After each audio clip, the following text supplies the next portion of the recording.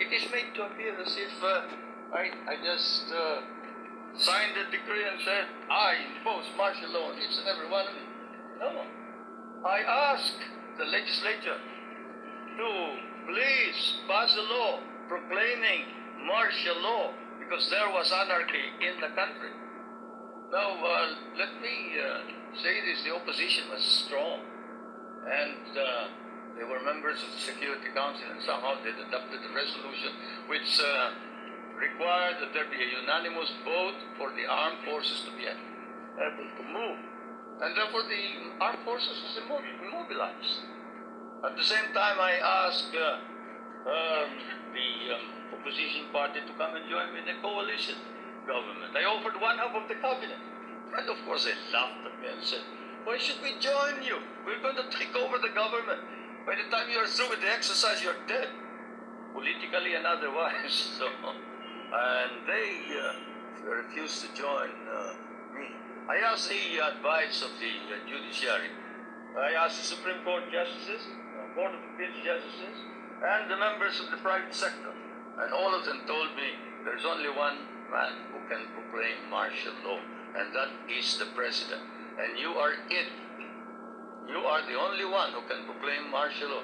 This is why I must carry this particular mark in our history.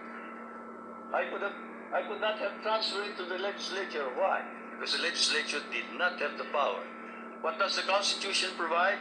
The President shall be the Commander-in-Chief of the Armed Forces of the Philippines, and he may order the armed forces out to quell any disorder, riot, rebellion, invasion, insurrection, and in case of invasion, insurrection, rebellion, or imminent danger thereof, when the public safety requires it, he may suspend the privilege of the writ of habeas corpus or proclaim martial law throughout the Philippines or any part thereof. What does that provision provide? It provides that only the President can proclaim martial law. I repeat, that is why I had to assume responsibility. And I am not one for shirking duty. The people said there was necessity for proclaiming martial law. And the people said, you are the only official who can proclaim martial law. So I proclaim martial law. And I sincerely believe that it was necessary to proclaim martial law to install order and stability because there was complete anarchy throughout the country at the time. Now, therefore, at that particular period, what was the status of our government? Our government was immobilized, impotent. The armed forces could not move out. The industry was not at all in any way moving. There was no income coming into government. Everybody was running away. They burned the U.S. partly burned the U.S. embassy, tried to burn it anyway.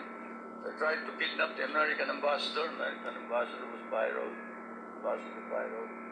and they tried to kidnap our foreign minister, Romulo, whom you just saw today.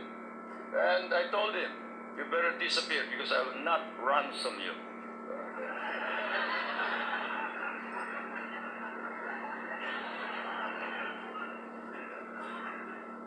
But whatever it is, they burned the Manila International Airport, they burned the Supreme Court, they burned the Constitutional Convention, they burned the City Hall, they burned part of Malacanang Palace, they attempted to kidnap my children, they attempted to kill the President 8 times.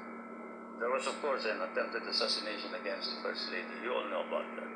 And this required that I immediately act on it, and so I did.